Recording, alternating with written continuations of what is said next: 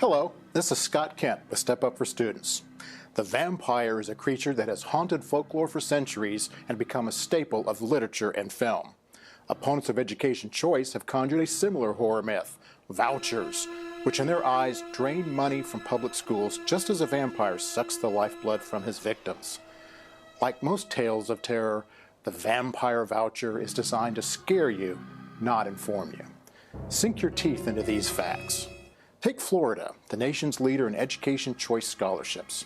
In 2002, it created the Florida Tax Credit Scholarship for low-income students.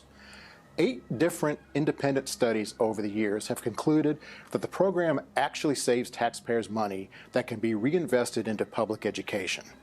That's because the value of each scholarship is less than what the state spends per pupil on public schools. According to the most recent data from Florida Tax Watch, Florida spent $10,850 per pupil in 2017-18. By comparison, choice scholarships for low-income students that year were 59% of that amount. Studies of other voucher and tax credit scholarship programs have found similar savings.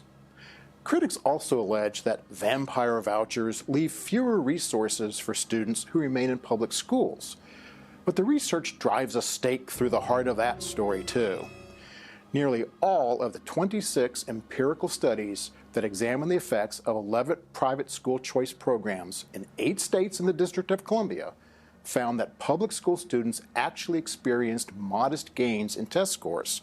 In Florida, a 2020 study by the National Bureau of Economic Research found that as the Florida Tax Credit Scholarship Program grew, test scores rose, suspensions fell, and absentee rates dropped in the public schools most affected by the competition.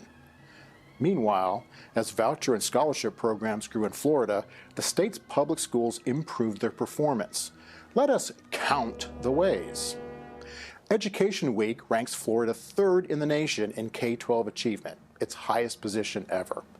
The Sunshine State ranks first, 3rd, and 8th on the 4 core tests of the National Assessment of Educational Progress, once adjusted for demographics. It is now number 2 in the nation in the percentage of graduating seniors who have passed advanced placement exams. That doesn't look like a system where students are suffering because their schools are being bled dry by vouchers. Ooh, wasn't that scary? That's what happens when you shine the light of truth on vampire vouchers.